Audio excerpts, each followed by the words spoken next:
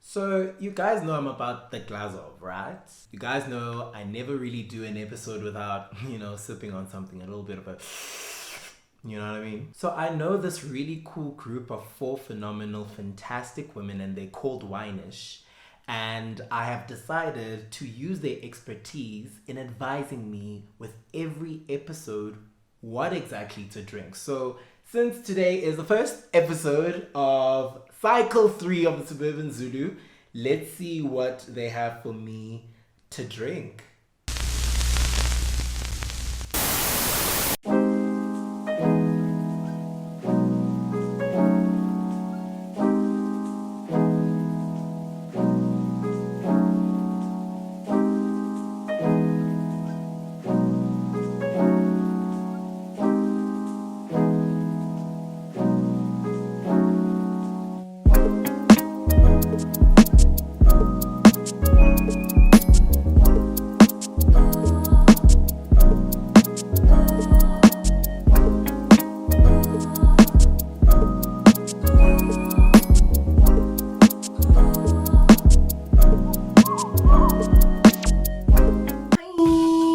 Welcome to the Suburban Zulu show. I'm Palesa and I'm from Winish. So excited to be here to welcome the brand new season of the Suburban Zulu show. Actually, first of all, I'll take us up to that. And what a beautiful way to start the new season than on a celebratory note. Bring something new in or celebrate then with a glass of MCC, darling. So excited to have Steenberg in the room tonight. Beautiful shaza made or fit rather for a celebration. Cheers guys, enjoy, lots of love, see you soon. Excellent choice. Okay, cheers to the third cycle of the Suburban Zulu show, back better than ever. Cheers to this version of me, back better than ever. And cheers to, wow, being complex, being nuanced. And cheers to a new season of wholesome reflections. Oh, and also definitely cheers to you guys for continuing to support me, to root for me, to approach me in groove, mid-dance floor, mid-drink in my hand on some so good seeing you, but like, when are you coming back to the show kind of thing. I really would like to thank you, so let's go.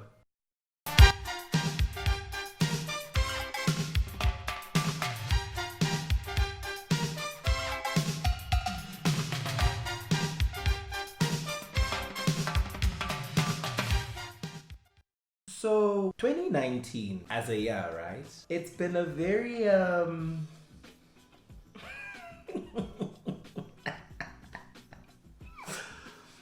me just say it's been an interesting year, né? But for us, children of Beyonce, it has been a fucking phenomenal year. I mean, a lot happened within the Beehive, right? So we got the Beyonce movie, the Lion King movie, right? We got The Gift, the album. We continued to see the success of Homecoming, the Coachella project. And actually, as you're watching this episode, I think it's almost exactly a year to the day Beyonce set her beautiful feet on the soil of the motherland. And now that I actually think about it, Global Citizen was such a fun situation. It was such a party. I mean, it was the first time I had ever seen Shoma Josie perform and she killed it. Shout out to her. And then we had Tiwa Savage, Pharrell Williams, Davido. Ooh, so fun. And of course, the guy who opened for Jay-Z and Beyonce himself, Mr. Munatus Mpulayas. And then when Casper walked off, it was that moment where everything went dark. And then we just saw everything is love.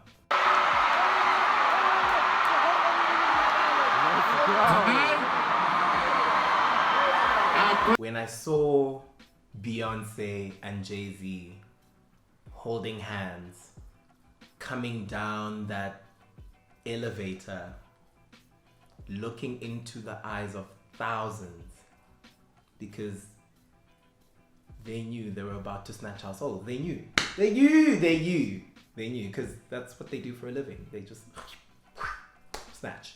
You know what? Let me actually just take off this dogo because Aibo. So fine, we had Beyonce's concert where Global Citizen was held. Humunati, we're seeing our favorite acts. We go in and out of like food hubs. We're seeing our friends. We're bumping into like Twitter faves, etc., etc. Oh, and then, which reminds me. So this girl bumps into me now. And she's like freakishly excited to see me. She's just going on and on. She's up and down like... And she's like, oh my goodness, you may not know who I am. And I was like, I definitely don't. And she was like, I don't care. I love your work. I love your writing. I love your YouTube. Talking about YouTube, you haven't been in the space for a while. Like, what's going on? Are you okay? Is there anything I can do? Do you want to talk about it?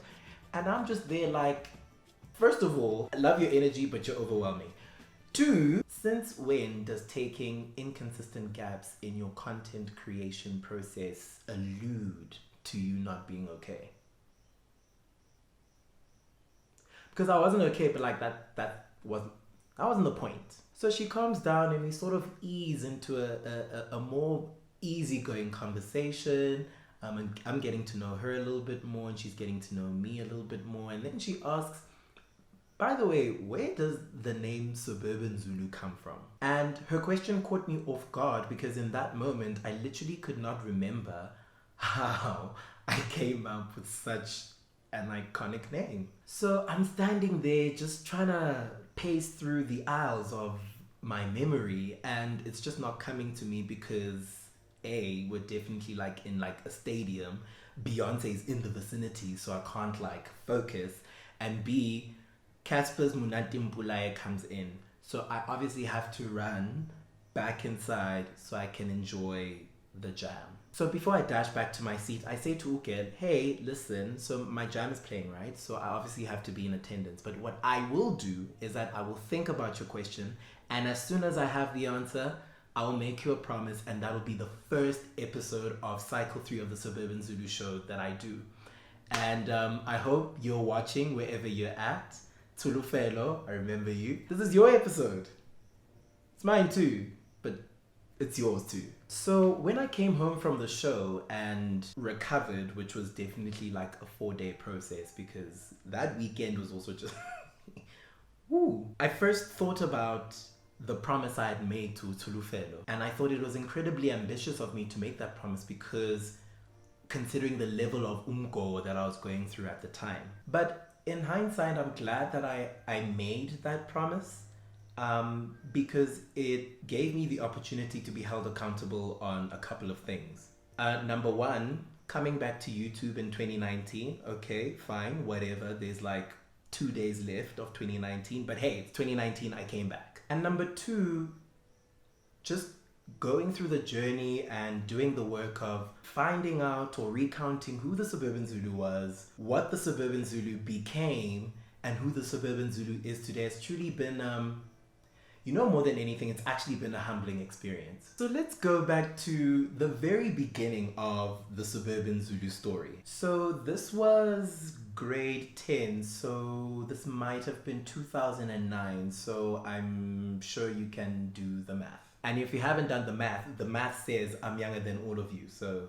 And I remember this era because it was 2010 World Cup, and this was the time where we were ditching our mobile devices at the time for the mobile device that had BBM. And this was also the time where Instagram and Twitter were on the come up, I'd say. And so here we were in this new wave of technology, and what was special about that wave or that time was it was a kind of technology that allowed us to interact on a sort of mass communication level, but also at the same time do it in a way that was true to whoever you wanted to be on the internet at the time. It was almost like a time of a digital renaissance of the personal or the self kind of vibe. So everybody had like a cool name or a moniker, just like a name that you would go by, like on the streets, you know what I mean? I can't remember the exact moment where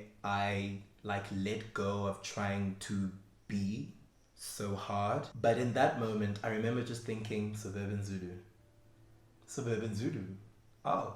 And as much as that name came at me in a whim, in a kind of way, that name has done for me a world of difference, really, to be honest, in ways that I still to this day cannot imagine, and still to this day is still working for me. So what started out as a name that I was just trying to go by on Instagram and Twitter relatively quickly started earning me social and professional significance. And I think when this significance materialized, it was in like the last years of my high school career, so maybe like grade 10, 11, and then literally right through my undergrad, the first 3 years of university. And this was the time where, you know, I was discovering more of who I am, playing with my identity a little bit more, exploring.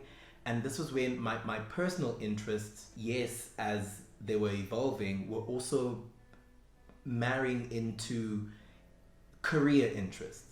So at the time, especially in university, I was deeply interested in the sociological significance of money and race and sexuality and violence. And so all of this was expressed through photography, through writing, through essays, anthologies, panel discussions, etc., etc. And the more I would work and the more that I got work, the more I think because I was so focused in my work, I wasn't conscious to people actually referring to me as Suburban Zulu or Lelo Macheke, the Suburban Zulu. But along the way, something in my spirit told me that I was in trouble because I had a hard time separating Suburban Zulu, the people who has become people's property, and then Lelo Macheke, who's just like a normal person. And at that age, I mean, I was like, what, 20, 21? Still very much trying to find my feet, trying to find out who I am, what I'm about, what I'm not. And so when you are faced with the phenomenon of belonging to people in that sense, like belonging to people because of your work, that was unheard of for me. And I didn't have anybody sort of like in my immediate environment at the time who was familiar with that, or who could help me sort of navigate that space. So it was one of those situations where it was like I would look in the mirror and I'd be like, do you know who you are outside of being the Suburban Zulu? No. Crisis. But even when I was in the middle of the Suburban Zulu identity crisis, I didn't change my name. I didn't withdraw from the public. Up until fairly recently, actually, up until a year and sort of 8 months ago, when I stopped creating content altogether. I stopped writing, I stopped putting out YouTube videos, I stopped participating in anything public facing. And so in thinking about the Suburban Zulu, especially in the past year and 8 months, and thinking about the Suburban Zulu specifically for this episode, my reflections are categorized in two battles of understanding. The battle between the public self and the private self. So the internet plays an important role in the story of how I even got here. The internet provided a normal teenager like me a space to differentiate himself, to find an identity, to find a voice in the wave and in the noise of everybody else, right? And then the internet played a role in creating, or being a platform where I could create work from this difference, from this yearning for individuality. And then the work itself segued into personal work of self-discovery, work of self-reflection, self-healing, really. And so with that being said, I will comfortably say that some of my most important, interesting years of my life has been spent on the internet. And in reflecting on the Suburban Zulu, what I now know that I didn't know back then is this idea of becoming a brand, like, you know, personal brand, and not being aware of this phenomenon of becoming a brand and then spending significant years of your life becoming people's property in the process, that was damaging for me. And I think the consequences came out in the last year and 8 months, 2 years. And the consequences of that really led to a withdrawal, a depression, a development of anxiety. But it was weird because in that space of rock bottom, I really learned the importance and urgency of making that distinction.